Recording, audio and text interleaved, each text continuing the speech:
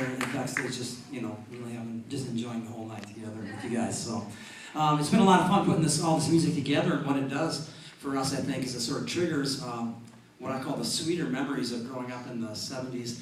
So, firmly in the '60s and '70s, firmly in that 45 RPM era.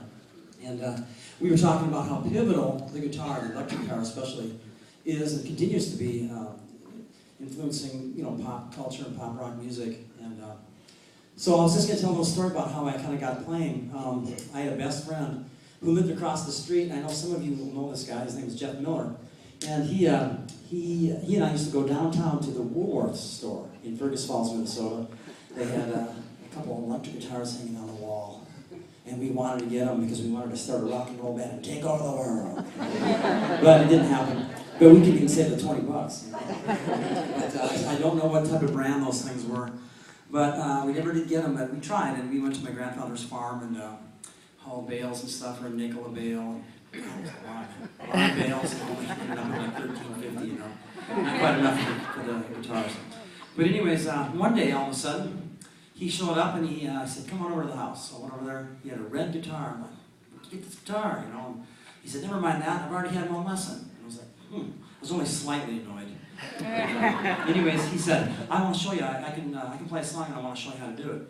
And I'm like, "All right." And he says, "You just take this one finger right here. You point your finger, and go like this with your other one, and go."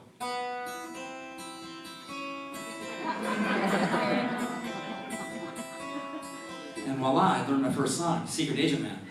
So after that, you start you need to learn stuff. It's sort of a building block experience. But I had a record by a band called 10 Years After that I used to like, 45 RPM, and I realized that once again, we're to this inherent design thing of the guitar now.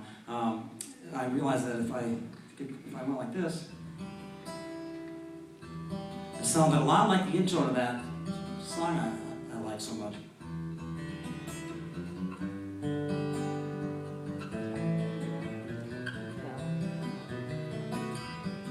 So I learned how to play that, and I thought that was, I was on my way. And then just a short time later, the band The Who put out a couple of 45 RPMs that I loved a lot. Won't Get Fooled Again and Behind Blue Eyes. And Behind Blue Eyes also incorporated some of these same open chords and open strings, and so I was able to learn that one pretty quickly. I never did learn it exactly right, so if there's any Who purists out there, my apologies. But I will say that it did do its work in teaching me something. So, a short excerpt from Behind Blue Eyes.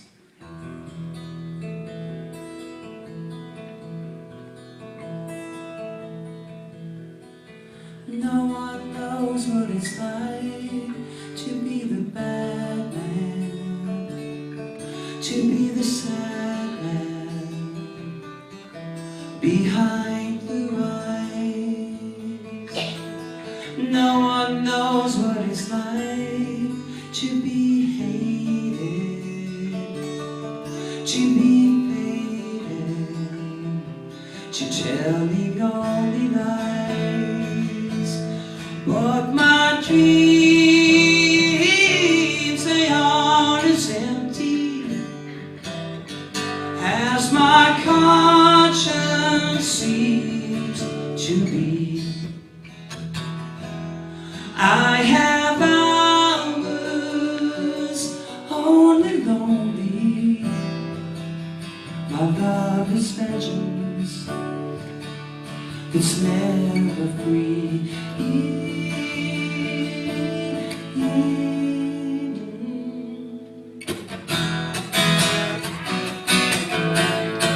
A little better with the pick, yeah.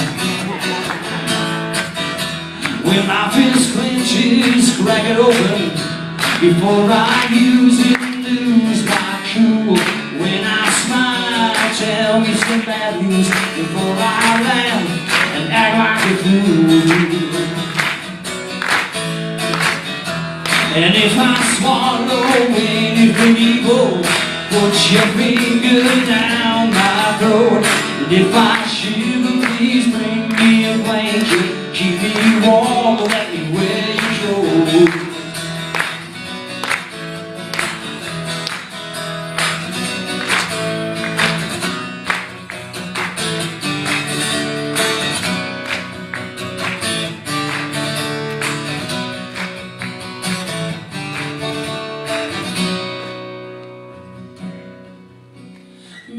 one knows what it's like to be the bad man, to be the sad man behind the lights.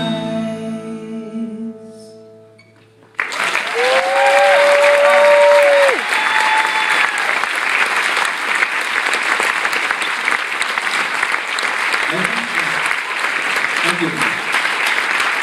Well, one more song there that I was going to sort of tell a little story about real shortly was the song Layla by Derek and the Dominoes. And I just didn't, I wasn't aware that it was essentially Eric Clapton and his band. But what I was aware of was how much it moved me, the singing and the weeping guitars and all that.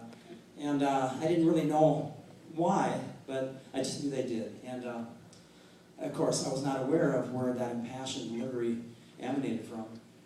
And it came, of course, according to rock legend, from the pain that Eric Clapton felt around his falling in love with Patty Harrison, George Harrison's wife. So, you know, at 11, 12 years old, you're just not experienced enough in life to really grasp any of that. However, that didn't prevent me from just loving what it was that he delivered in this excerpt of Layla.